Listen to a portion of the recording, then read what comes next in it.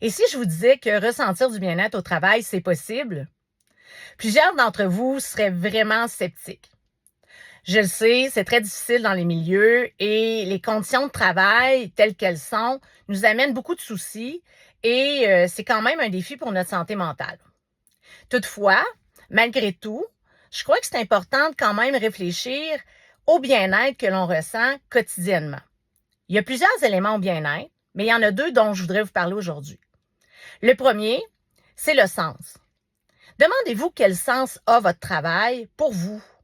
Pourquoi vous vous levez le matin? Quelles sont les motivations qui vous amènent à quotidiennement exercer votre profession?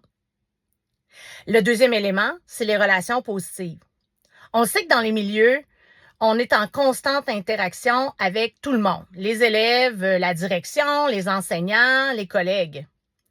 Mais ces interactions-là sont vraiment importantes dans notre ressenti de bien-être parce que si on ne réussit pas à avoir des relations positives avec les gens, qu'on est toujours en conflit, qu'on ne sait pas trop quoi faire avec ça, c'est sûr que ça va être une partie très difficile.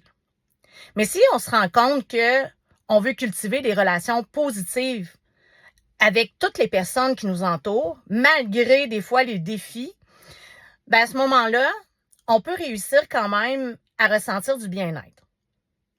Donc, j'ai une bonne nouvelle pour vous. J'ai rédigé un livre et il sort le 9 avril. Il est déjà en prévente présentement avec mon éditeur Septembre. Et j'espère pouvoir vous donner des pistes.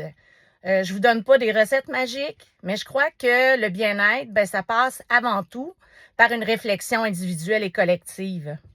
Puis ça passe aussi par prendre soin de soi.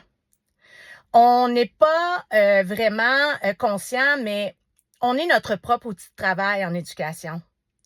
Est-ce que vous connaissez, par exemple, un cuisinier qui irait travailler avec des couteaux mal affûtés?